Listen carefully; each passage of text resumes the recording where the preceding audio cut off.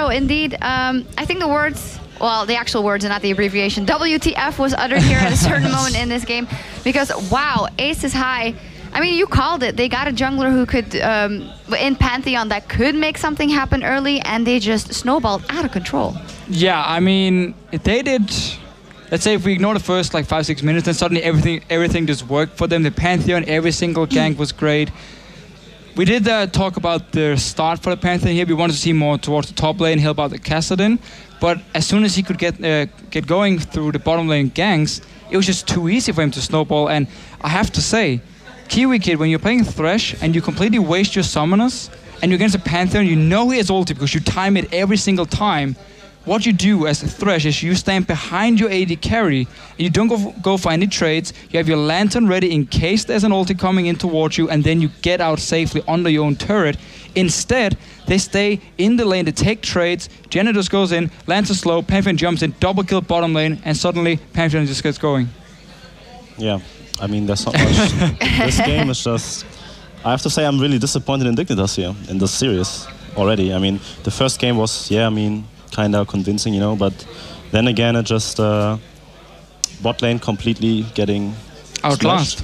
Yeah, they're getting outskilled here. And that 2 games in a row. Two games in a row here. Just solo killed in a 2-on-2 without jungle pressure, basically, and then Shifter being a bit too overconfident with that Ahri pick, because Syndra had a lot of free roam actually, and then went up in CS on him.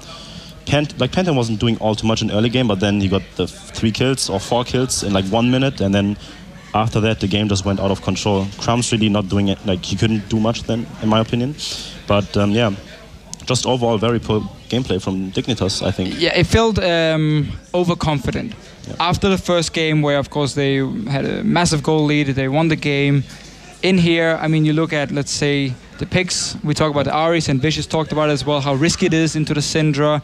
We talk about, again, they're playing the bottom lane. Ghostblade was picked up by Core JJ, even though they were so far behind. This is an item you use to snowball the game, not when you're behind. You go for like a static shift at this point into a Last Whisper, and you just try and be as strong as possible. And sit there, and you have the wave clip from the shift as well. Instead, he goes for Ghostblade.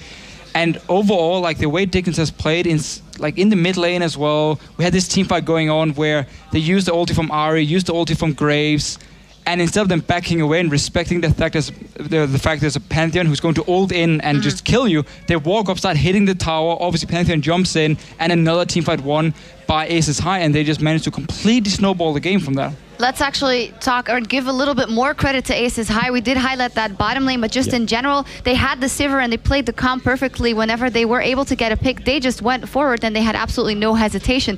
I don't know if that's a conscious decision or if you're just so far ahead that you just roll in and I think it's just the fact that Aces bot lane is just completely outmatching Dignitas bot lane in this case. I mean, everything happened at bot lane, and if Dignitas wouldn't make those rookie positioning errors from like Kiwi Kid especially, then Pantheon would have never been able to snowball that hard, in my opinion. And yeah, dragon fights, and then the fight at mid lane, what Fischer just said, is just completely, that showed like that either Dignitas is playing with zero respect, or they're actually having like huge issues in the communication, because they tried to trade in, like they got like they used 3 ultimates already, and then Pantheon still ultimate.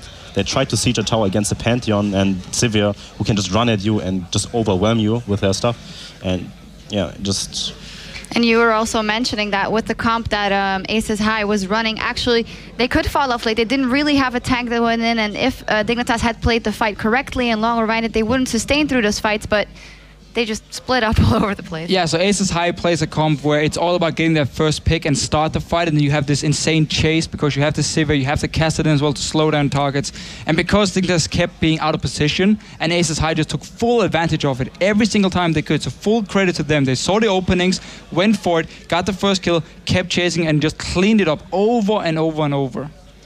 Yeah, I mean, we have been praising Holy Phoenix quite a lot, but I just want to highlight this guy's decision-making in the last team fight. I mean, we don't have a clip from it, sadly, but the way he chose the targets, I mean, when he ignored the Lee Sin and just flashed over the Lee Sin to actually get the Ahri kill, that was, like, very impressive decision-making, you know? Against a team like Dignitas, you would say, yeah, Dignitas should actually, like, outclass those guys, and he's actually, like, his decision-making, the way he targets people, the way he uses flash offensively, like, even when there's player on the map still, he just flashes and ignores the Lee Sin, has like less damage threat, to go for the Ahri to actually get the kill and then make sure that they can actually close out the game. So yeah, I'm actually like both disappointed by Dignitas and impressed by Ace. Yeah, absolutely. Fantastic play coming out of Aces High here in that second game. So it's all tied up. We're going to have a decisive Game 3 after the break.